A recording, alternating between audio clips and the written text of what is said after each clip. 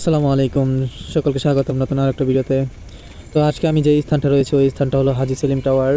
তো ওইখান থেকে এই যে গাড়ি মিনি মিনি লেগুনা গাড়িগুলো দাঁড়ায় আছে, এগুলো মূলত আপনার গুলিস্তান যায়। যেই মাজার আছে ওই মাজারের স্থানে তাদের স্ট্যান্ডটা। তো আমরা যে সকল ভাই চকবাজার আসার জন্য অনেক টাকা খরচ করি, যেরকম অটো গাড়ি বা রিক্সা নিলে দেখা যায় 80 টাকা 100 টাকা ভাড়া নেয়, ওইখান থেকে এই গাড়িগুলোতে আসলে আপনার 20 টাকা করে ভাড়া। সো আমি এখান থেকে রওনা হলাম। আর যেই স্থানটা দেখতেছেন এই জায়গাটা হলো আপনার পুরাতন জেলখানা। তো এই যে এইখানে একটা যেসব কারারক্ষী বাহিনী আছে তাদের জন্য একটা বিল্ডিং করা হয়েছে। আর এই আমার আশেপাশে এখানে বিশাল একটা দাঁড়ানো ওয়াল লাল, এটা হলো পুরাতন জেলখানা।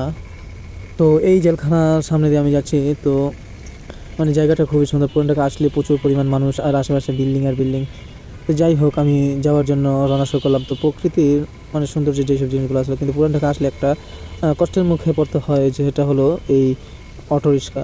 বেসিক্যালি দেখা যায় মানে মানুষ থেকে গাড়ি বেশি হয়ে গেছে, মানে প্রচুর জ্যামে বসে থাকতে হয়। আর রাস্তার সাইডে দাঁড়িয়ে আছে মালবাহী গাড়িগুলো, রাস্তার অর্ধেকটাই বন্ধ হয়ে থাকে।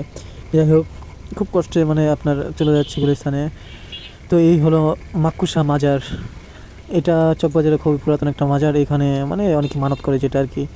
যাই হোক, ইসলামে শরীয়তে আছে মাজার আপনার সেজদা করা যাবে না, কিন্তু আমাদের কিছু মুসলমান ভাই আছে তারা অনেকে সেজদা করে থাকে, মাজার পূজারি বলে যারা আর কি।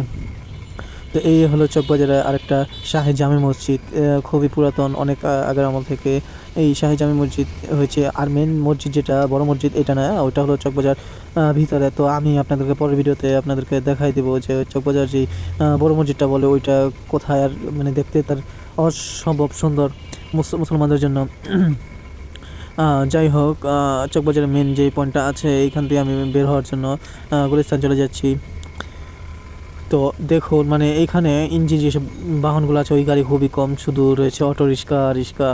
পুরান ঢাকা মানে এই একটা জিনিস, রিক্সার অতিরিক্ত আর কি। তো আশেপাশে প্রচুর পরিমাণ বিল্ডিং রয়েছে। যে সকল ভাই মানে চকবাজার সম্পর্কে জানতে চান অবশ্যই লাইক কমেন্ট শেয়ার দিয়ে জিজ্ঞাসা করতে পারেন সকল।